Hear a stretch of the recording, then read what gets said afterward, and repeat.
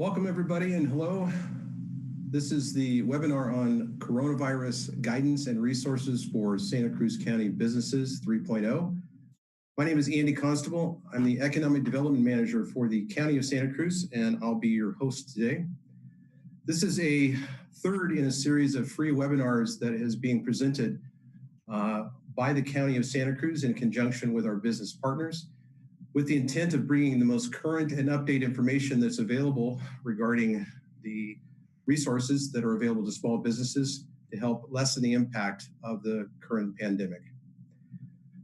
So the agenda for today is going to cover basically loan packages that are available under the CARES Act, which is the federal program. And so with me today and speaking will be myself, in addition to Brandon Napoli, who's the director of the Small Business Development Center, Lee Takakawa from the Cal Coastal, he is the president, and Credence Shaw, the senior vice president of Santa Cruz County Bank. I want to point out a difference here in terms of what we've done on the prior two webinars. In the background, listening in, and that we'll be providing answers to your questions in the chat, are a host of experts, advisors that have been provided by the SBDC, and those people will also be available at the end of the webinar to answer questions when we get there. So before we get started, I just want to remind everybody that this is a live webinar that is being broadcast on CTV's YouTube, the county's Facebook page, and on CTV's Comcast Channel 25 and Charter Channel 71, both of which will be available for replay. And then also we will have the slides from today available on the economic development website for the county, known as sccvitality.org. And before we get into the program itself, I wanted to highlight some available websites that I think are helpful to small businesses. The four that you see there that we had last time, I think are excellent choices. They are essentially for businesses that are currently open under the essential business category. And what they do is allow for people to not only get the hours of operation, but also what level of service they provide, whether it be curbside or delivery services. But lastly, I've put an arrow next to a new website called Ride Out the Wave that was created by an organization called Santa Cruz Works. So I want to give them a shout out. Essentially what this website does is it lists businesses and connects to their websites and allows for people to purchase gift cards in advance. And these are for businesses that are both open currently and also unfortunately closed, but it allows for people to help support those businesses through the purchase of those cards. But I think also I'd like to add that those cards could be used as gifts to the first line responders, people like the truckers that are out there and everybody working in grocery stores, and of course, doctors and nurses. So if you get an opportunity, I encourage you to either load your business on that or recommend it to someone to actually go and visit and make a purchase. And then also before we get started, we've thrown in a disclaimer slide here. And the reason for that is because the information that we're receiving, although we're attempting to bring you the most accurate and up-to-date, is changing fairly regularly. Part of this is because the Treasury is making adjustments to their programs, and we want to make sure that you understand that what we're bringing to you today is what we feel is not only the best and most accurate information we can, but it's also the most up-to-date. But it is subject, unfortunately, to change. So be aware and watch for any kind of changes. We will also try to bring you those changes as we move forward. So I'm going to jump into the, I think I skipped over a slide, so I apologize, but I'm going to jump right into the program here. The CARES Act stands for Corona Aid, Relief, and Economic Security Act. It was signed into law on March 27th, and it allocates $2.2 trillion, a number, a word I never thought I'd use, for assistance to individuals, businesses, and hospitals. Of that 2.2 trillion, about 350 billion is dedicated to a program called Paycheck Protection Program, and I'll be handling that. And then 10 billion is to expand the eligibility for the Economic Injury Disaster Loan Program, which is something Brandon will be covering. There are other SBA programs that are out there, and I encourage you to check on the SBA website as well as contact the SBDC for information on these. The first two I mentioned to the left there, and then the other ones are SBA's Express Bridge Loans and SBA Debt Relief. So I'll jump into the Payment Protection Program. It's administered by the SBA. It's a 100% federally guaranteed loan program that essentially is designed to retain employees, so employers have the ability to keep their employees on. It covers near-term operating expenses that are between February 15th and June 30th of this year. And the eligibility is for basically for small businesses up to about 500 employees. But you'll note that I've put a link there, which is live, to the SBA's website, and it's called Table of Size Standards. My purpose in doing that is because it appears as if there may be some flexibility for companies over 500 employees, but you'll need to gauge that by going to the SBA's website and entering the information necessary to make that assessment. So the eligibility covers, as I said, small businesses, but it also includes sole proprietors, self-employed individuals, and it also includes gig workers such as Lyft or Uber drivers. Independent contractors are included, as well as tribal businesses, veteran organizations, but it's important to note that these businesses must have been in operation before February 15th, and in this case had employees, but if you're, of course, an independent contractor or self-employed, that wouldn't be applicable. The maximum size of the loan is up to $10 million. And the way that's calculated is it's based on 2 times a month's payroll plus 25%. And that's based on an average monthly payments during that period of time. The reason I highlight this is because it's been fluctuating, the information that we've seen between 2.5 or 2.5 to this 2 times plus 25%. And this information is being drawn directly from the Treasury Department. The use of the loan proceeds are based on using it for payroll, as I said, to salvage employees, as well as healthcare benefits. And also significant interest it's for payments of interest on mortgage obligations that were incurred prior to February 15th, as well as rent payments, utilities, and interest on other debts, all also under contract prior to February 15th. There are no borrower or lender fees. The term is now 2 years. I say now because that also is something that as of yesterday changed. So it's a 2-year program. You don't have to make your first payment for 6 months from the time the loan is actually funded.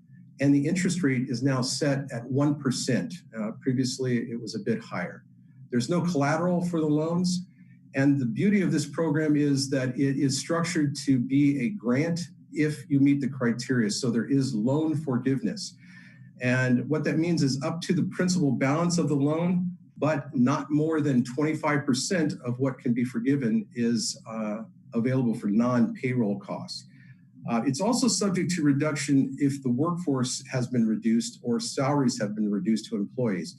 But there's no penalty for rehiring employees that were previously laid off as long as they're fully restored by June 30th. So if you'd like more information, because this is really a high-level overview of that program, I encourage you to click on the link that I've provided there, which is live for Paycheck Protection Program. And with that, I will turn it over to Brandon Napoli to handle the balance of the programs. Great, thanks, Andy. So my name is Brandon Napoli. I'm the director of the Small Business Development Center here in Santa Cruz County, which has been around for about 35 years. We are fully funded by the City County of Santa Cruz Workforce Development Board, State of California, and the SBA to provide advisory services to small businesses for free. And as Andy mentioned, several of our advisors are in the chat and will be around to answer questions directly.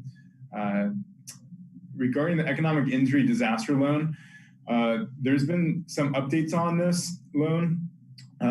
For instance, this loan now, the $10,000 advance for this loan is now calculated at $1,000 per employee, and this will be deducted from the PPP loan if you apply for that as well.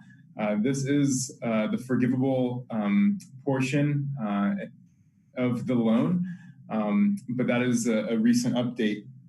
It is also supposed to be used for now 2 months of working capital, up to $15,000 on top of that 10K advance. So that was a recent update that came out this morning. In order to apply, you must be in operation since January of 2020. Again, meet the SBA size standards. You can be a sole prop, tribal business, cooperative, or employee-owned ESOP. And the use of proceeds must be in relation to an economic loss. There are no fees. The term of the loan now is still 30 years. There's no prepayment penalty.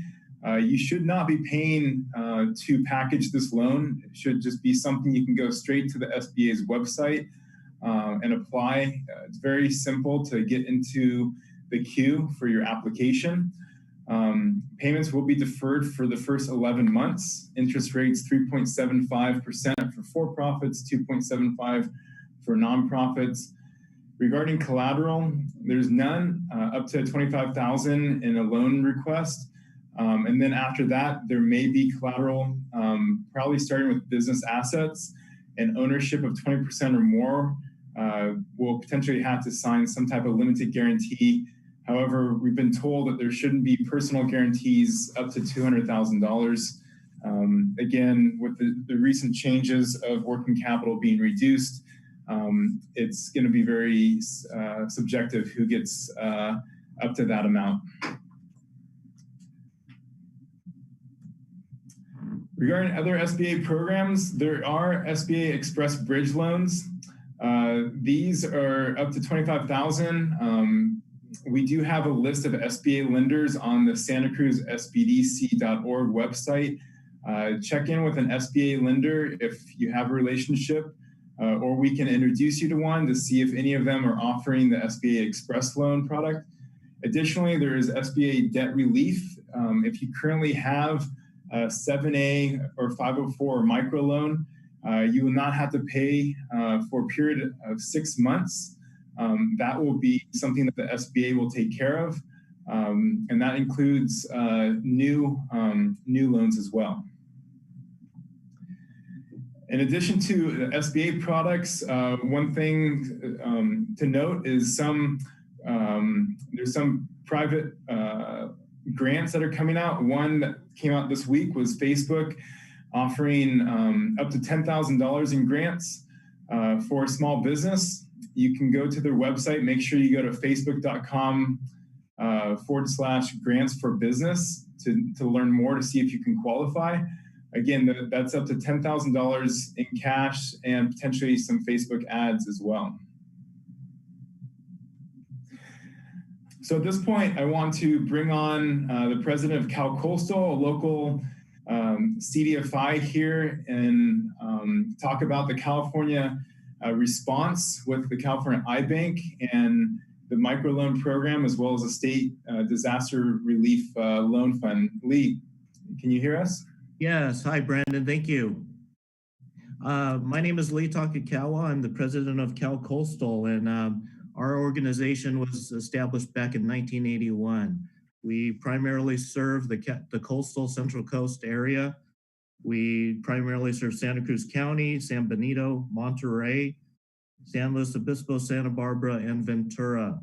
But some of our lending, we can go all over the state. So we're busy making farm loans. We make small business loans, and we have local, state, and federal programs.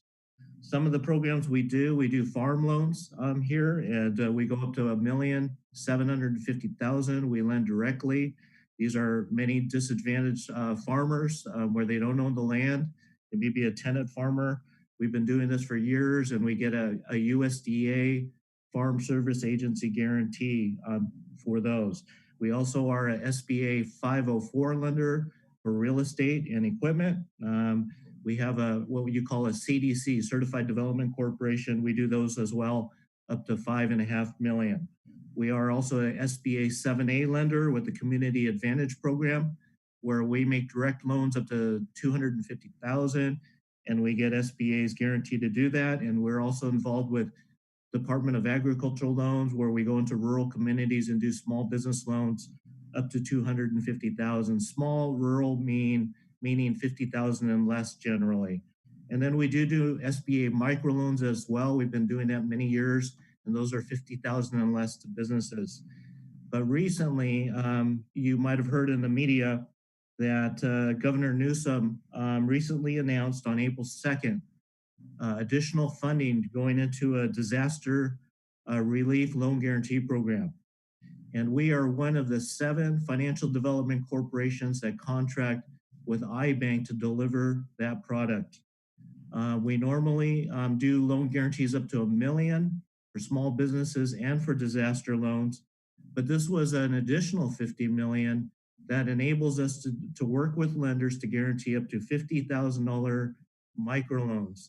The highest that the lender can price the loans under these microloans is prime plus 1. So it is capped. They are not allowed to go above prime plus 1, or they're not allowed to make loans under this particular program. We work very closely with community banks, even Santa Cruz County Bank. We have a representative from their bank speaking a little later, but we're going to be very busy. Cal Coastal is going to be processing these disaster relief loans with the lenders, and we're going to go statewide with this. There's a couple of our sister corporations down in Southern California that are going to be working on huge numbers of loan requests. And we don't have as many loans coming through our area, so we're going to jump in and support them. My board of directors has supported our mission, and to get these loans done quickly, they've given me some delegated authority on these 50,000 and less loans so we can expedite our approvals to the lender. There is up to a 95% loan guarantee to the lender, so they have very little risk, because right now lenders are going to struggle to make small business loans because of this situation. But the way we're going to structure these is with some deferment period so that you don't make loan payments right away. And these loans are really going to be nicely structured, where they're a fairly low interest rate, they're fairly quick, you work with your lender. And these, by the way, these can be for agricultural loans, farmers, or small businesses. And you don't need to be in a rural area or anything like that. You really just need a lender to be able to make that loan. What's very interesting under this program, the recently announced $50 million that the governor put in, is iBank is opening up this product not just to banks and credit unions, but also what we call community development financial institutions, CDFIs. Actually, Cal Coastal is one of those. It's a designation by the Department of Treasury that only certain select non-bank lenders can get that. And we're really community-based social impact investors that get our capital from various sources. They could be donors, they could be low interest rate loans, and then we relend those out to small businesses and farms. We have 3 big CDFIs that iBank has approved that are going to run through huge amounts of disaster loans. They have about $25 million from Accion, another $25 million from Opportunity Fund, and then CDC Small Business Finance in San Diego has about $5 million in capital to lend. So right there, we have 3 CDFIs that could nearly lend up the whole disaster fund. But the $50 million that the governor put in, we leveraged 2 to 1. So we're actually going to be able to have $100 million in financing available for the state of California. So we're going to be working with these CDFIs. We can also work with banks that make up to $1 million loan. They can get up to a 95% guarantee. And it's going to be a very active program. Now, this program is for when a business is not eligible for the SBA EIDL, Economic Injury Disaster Loan, or PPP. So this is an alternative. If you get declined where you're not eligible, that's one of the criteria for this iBank disaster loan. You have to be able to demonstrate you are not eligible for the SBA PPP or the EIDL, and then we'll look at putting you under this particular program. Right now, we're getting 75 to 100 inquiries a day. We're very busy right now, and then trying to process as much as possible. We have very limited staff, so what we will ask you to do, if you're interested, is you're going to have to contact our main line. It's 831-424-1099. 831-424-1099. Or you can visit our website at www.calcoastal.org. And again, Brandon Napoli and his SBDC, we're very involved with them, so he can provide you our contact information. On our website, we have a pre-qualification link. We also have a link to our application. So if you're interested in any of our programs, all you have to do is go to our website, click on the pre-qualification link, type in what your business needs or farm needs are, and then a staff person will contact you to see what type of program we can put you under. So one thing I did want to announce today is I was a little concerned because we do have a lot, our area is heavily dependent on agriculture. So there's very little assistance to growers right now. And although they're exempt from shelter in place orders, agriculture could get hurt through this, as well as all of you small businesses, which are the backbone of our economy. So we did need to shore that up, the loans to the agricultural producers. So I was able to get one CDFI in our area called California Farm Link from Aptos. We just got them approved this morning as a lender for this disaster program. So if any of you have farms and you need some financing, contact California Farm Link and Aptos. I don't have the number right here in front of me, but I do. It's 831-425-0303. And by the way, California Farm Link will do an emergency microloan as well at $20,000 or less, 0%, 6 months deferment period with a 2-year term. So this is a good CDFI farm lender in our area that we were able to bring into the program. And we hope to work with Credence Bank as well. He'll be next on. And I hope that we can all make this through together. And once this crisis is over, get our economy back to normal. So please call us if we can help. And again, please sign up for the SBDC assistance because they're key to providing you the technical assistance during this time. Thank you. Thank you, Lee. Really appreciate it. Before we move on, just wanted to highlight the one sales tax deferral that's listed on that. We've listed it on the page as being a California resource, but unfortunately there's very little information. So I would encourage anyone that is interested in taking advantage of that sales tax deferral to go to the state of California's website, gobiz.com, and there's more information that can be found there about that program. So at this point, I'd like to move on to another one of our guest speakers, which is, there we go. Credence Shaw, who is the Senior Vice President and Chief Credit Officer for Santa Cruz County Bank. Credence, are you there? Yeah, I'm here. Thank you. Thanks a lot for joining us. So, Credence, I think what I'd like to do is I've put up some Q&A questions on the screen here, but these are really not any particular order, nor are they of any particular importance. But what we've kind of accumulated here is some questions that have risen up through various other webinars and in conversations with people. I think the first of which is can you give us some kind of insight into the application process for these loans? And with that, are there any special or unique requirements? Yeah, so I think if any, a lot of small businesses have applied through the SBA before and have kind of gone through those processes and seen how many forms and applications and kind of things that they need. This program is completely different. It really is one form, that's your application, along with proof of your payroll. And so that can be your IRS forms or other things that kind of make sense. The application process is going to be a little bit different at each bank. The one that we have in place, we basically developed over a weekend, so we're still working out all the bugs.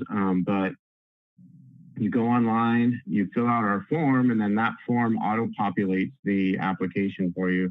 Then once we get the application, we kind of take that and then we have to go out to SBA and kind of get it approved.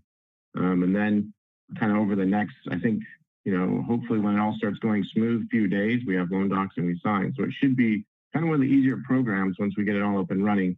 The big question mark here so far has been, and you kind of alluded to it, the changing expectations from SBA. And so, they already had us roll out the program. And then as you saw just, a couple of days ago, they changed the way we need to do it. And so we're doing our best to kind of stamp those changes as they happen and hope that, SBA kind of is understanding as we go forward. But I think as a community bank, we saw that our community really had a need for this. And so we decided just to take the bold move of charging forward and helping our community and kind of dealing with, those issues later.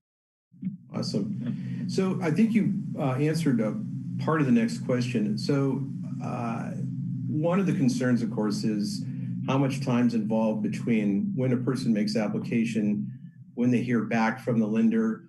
And then I guess the second part of the question is, what can they anticipate before they actually see funds? Yeah, and so right now, as I said, we're kind of building something from the ground up here. It wasn't really, we didn't get much guidance in the early days on how we were going to do this or what they expected. And so as a bank, we've literally built a whole back end around processing for this over the last couple of weeks. And so while it has been a couple of weeks, and we've had some people apply, 10 days ago, and we haven't got their money yet, I think when the process is moving, which I expect to be by the end of next week, early the week after, we should be able to get back to people in a few days, maybe 3 or 4 days altogether, and have money in their account. Awesome. And then also, as far as Santa Cruz County Bank itself, are there any other kind of unique programs that you could offer outside of these SBA-based programs? So there is the customers that have SBA 7A loans with us, they already are having their payments made by SBA. So starting in April, they're not going to have to make any payments for 6 months. SBA is going to make those for them, which is the full P&I. So that's a really good benefit. We've also been looking at every business that we have and every loan that we have and offering deferrals to people that need them. And so on a lot of our business loans, maybe it's a landlord and the tenants say they can't pay rent. We want to make it easier for that landlord to say, I don't need to make my loan payment for a few months, and so you don't need to make your rent payment for a few months. And so we've been giving a lot of deferments to owners of property so that they can pass that on to their customers. And we think that's just part of something we need to do as a community. Awesome. I guess, and lastly, we're all kind of unique in terms of having challenges, but what do you see as far as going forward? Are there any special challenges that you see that are kind of outside of what the norm? I think for us, our biggest challenge was we went from, a bank that we had offices and we have relationship managers and we do this real high touch kind of thing where we're available all the time. We meet people's needs wherever they are, to something where all of a sudden we can't go and meet you at a coffee shop and, we can't go to that meeting and kind of talk with you. And then at the same time, we had to figure out how to basically overnight develop an online lending system to kind of meet the needs. And that's really been, I think, our biggest challenge. And it's been really exciting seeing how everyone in our organization is just rising to the challenge and working really hard, and nights and weekends. And, we're all really excited to be able to help our community in a way that's going to make a real tangible difference. Awesome. Thank you, Credence. So I think what I'd like to do now is what we talked about in the beginning, which is we'll get to our question period. So I'm going to open up the chat here so that we can see what kind of questions have been thrown at us. Give us a minute here to kind of readjust, but and I'm going to be asking kind of the entire panel if they can to help me out with these. Let me see. looks like this one. A client of mine is a sole prop with the 3 contractors. Does my client, the sole prop, apply for herself and her 3 contractors, or does she apply only for herself and the 3 contracts also apply themselves separately? Brandon or Credence? Yeah, I can take that one. That's an area where the ball is still moving. And so the sole prop is going to apply by herself, and the 1099s are going to apply by themselves because they're considered contract employees. The guidance on that was supposed to come out today as far as how we were supposed to handle those, and it hasn't yet. And that's kind of been this whole process is they'll say, hey, it's going to come out on this day, and then I get notification of it at 11 o'clock at night that it's been done. So I think that's a good question, and it's something we don't have good answers for yet. And I'm hoping over the next few days we will. Thank you. Another question. So it says, I own a small family daycare. I was hoping to apply for a PPP today. I went to the SBA website to find participating lenders. All lenders I called today said they cannot help me if I'm not a member. My own bank said they couldn't help me because I don't have a business account. Gosh, again, it sounds like something, Credence, you want to address? Yeah, I wish, one of the things that I wish the rest of the banking community was taking the tack that we are on this, where we know our community needs this help and we know we need that assistance. And so we're just charging into it, full steam ahead to make sure our small businesses are supported, but not every bank is doing that. And so we're doing what we can to reach out to non-customers and kind of take care of our community, but I don't know really what the answer is there yet. I don't think a lot of the other banks have kind of stepped up in the same way, and I think they're going to figure it out. I think we were lucky that we got going early, and I see a couple of them coming online. So I think my message on it is really hang tight, do your best and kind of wait for your bank to get on board with what the program is. I think more and more are going to every day. I just want to add to that. There are some online lenders, and I'm very cautious to which ones I would even mention. There's just only really 2. Lendistry is one. That's lend, LENDISTRY.com. That seems to be taking applications. And also Funding Circle. Again, I would double check, ensure that you're not paying any additional fees. But I've heard from other reputable sources about those other organizations. I think they might just be pairing with other banks, but that is also an option. So a couple of questions that have come up about Wells Fargo's situation. This particular one has to do with the person making application to Wells Fargo and being denied. Anybody want to tackle that one?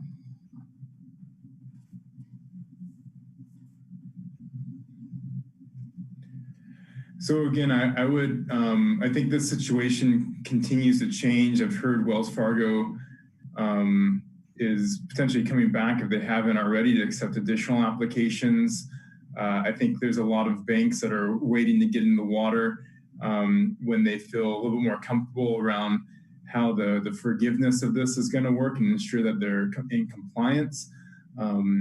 We do have a list, again, on our website, santacruzsbdc.org, of all the other SBA lenders in the county, and a list of those that are offering the PPP. Again, you may not be the first in line with that bank, but it's good to reach out and see. And again, Lendistry or Funding Circle at this point are 2 other online lenders that are taking PPP applications. I'll add to that something I just read recently. I understand that the Fed is looking at increasing funding available to Wells Fargo. So I guess if you're a Wells Fargo customer and you want to continue to use them, I would again say what Credence suggested, which is hang in there. Looks like there may be a light at the end of the tunnel. Looks like there's 3 questions here that are all directed towards the iBank. The first is, what would be the interest rate for an iBank loan? It also says, what if you're eligible for an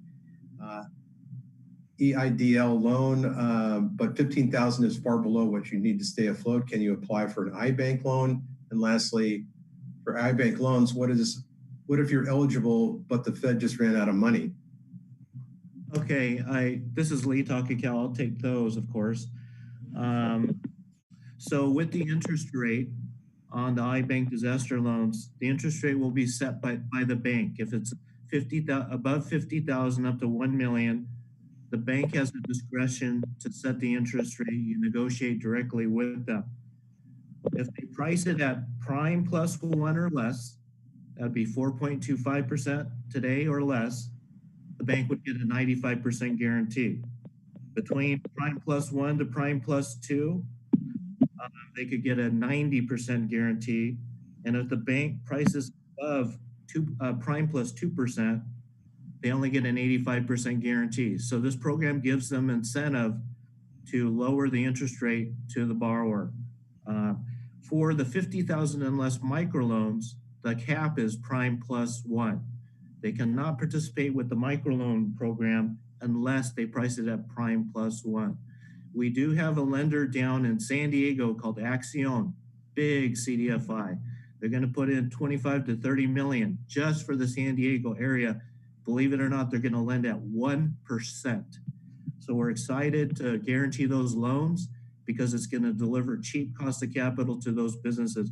Unfortunately, we don't have a lender like that in this area, but the one big CDFI that's going to service your area all over the state would be the Opportunity Fund. I believe the closest one might be in Bay Area, but if you just Google search for Opportunity Fund, get a contact and talk to them about signing up for this particular program, because you know it's going to be prime plus 1 or less, and they automatically get a 95% guarantee.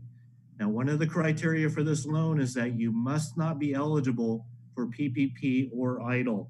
So just if you are eligible, but they ran out of money, you're still not eligible for iBank. Know that the House, I believe, is working on a 4th stimulus bill. From what we've heard is they're going to double down on PPP and EIDL and make more funding available because they know it's going to run out quick.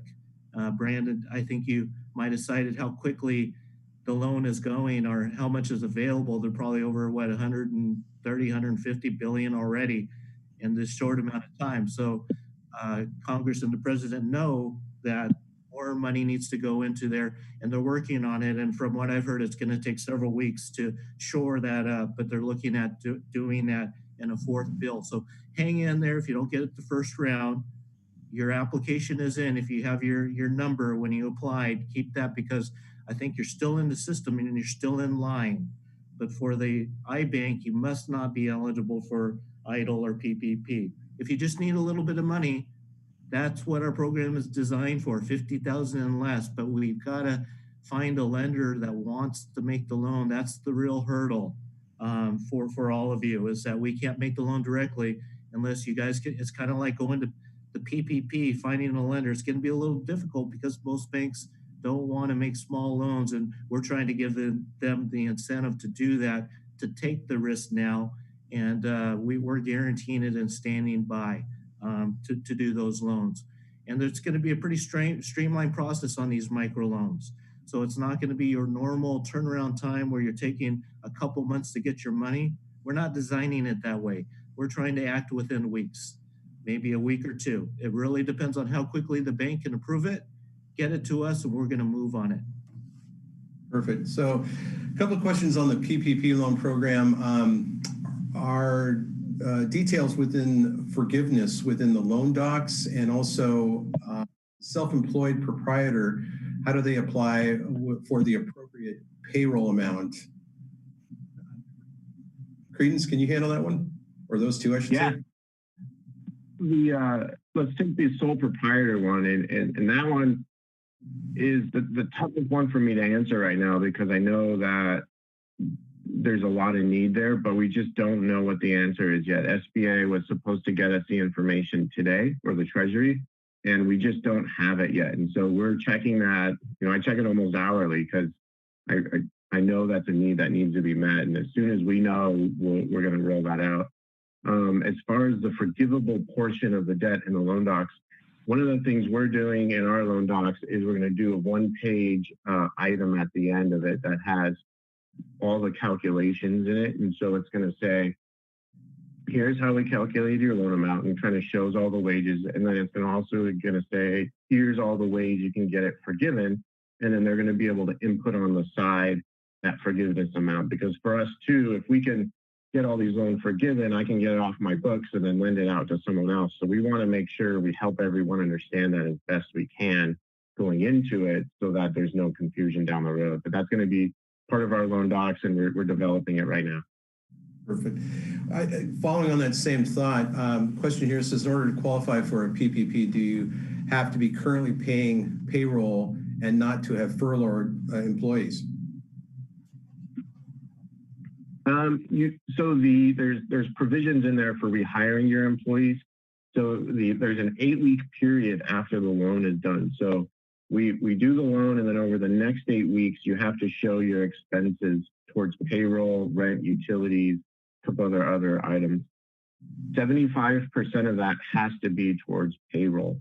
And so if you rehire all your employees to get it forgiven, you're going to have to hire them all back. I'm sorry. If you furlough all your employees, you're going to have to hire them all back to meet that 75%.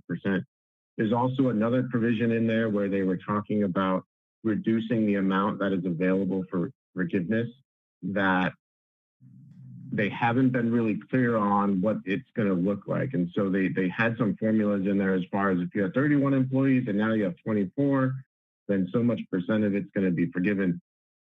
I'm starting to think that they're going to move away from that and just say, if you can get your expenses done in that period and you hire enough staff and you do some kind of basic things, it should be forgiven. I want that to be clear in our loan docs before we go out, just so everyone's on the same page. Yeah, I think there's a lot of concern about that forgiveness. I think there's very little information within the program descriptions. Numerous questions I'm seeing here that ask the same thing over and over again, which is, is there other places, or perhaps even the application, that kind of details that forgiveness? Sounds like you just touched on that, but any other ideas in terms of, and maybe Brandon can touch on this too, is there any place through the SBA website that might detail, or the Treasury's description? Whether the details about forgiveness in terms of, what is really breaking it down in terms of what it's going to take to get that loan forgiven. Well, I think one best practice is, and I saw a question on the board, ensuring that you set up a separate banking account for all the expenses in regards to either one of these products, but specifically the PPP loan, making your life a lot easier and the banker's life a lot easier on the back end, of just keeping that completely organized and separate from any other transactions you have in your business is really going to help to increase the likelihood that the forgiveness will happen, and very quickly. Okay. So that's kind of the gist of the bulk of the questions that we've been looking at. There are several that are up here. And again, we promise that what we'll do is capture everything that has been posted on our chat, and we will get answers to those questions. And then Brandon's going to post those on the SBDC's website once we have those solved. And again, the broadcast is available for replay. It'll be through CTV's channels 25 and 71. And then also we will post the slides that are of today's presentation on the economic development website for the county, which is sccvitality.org. And with that, I want to thank the panelists for your help. I really appreciate your participation. And also I want to thank everyone that actually participated in this program. We will continue to bring you, as I said, as updated and as current information as we possibly can. We really hope everyone out there is doing well, and we look forward to some type of recovery in the near future that is equal to, or perhaps even better than where we're at. And I think the only way we can do that is continuing the conversation. So We wish you the best. And with that, I say thank you and goodbye.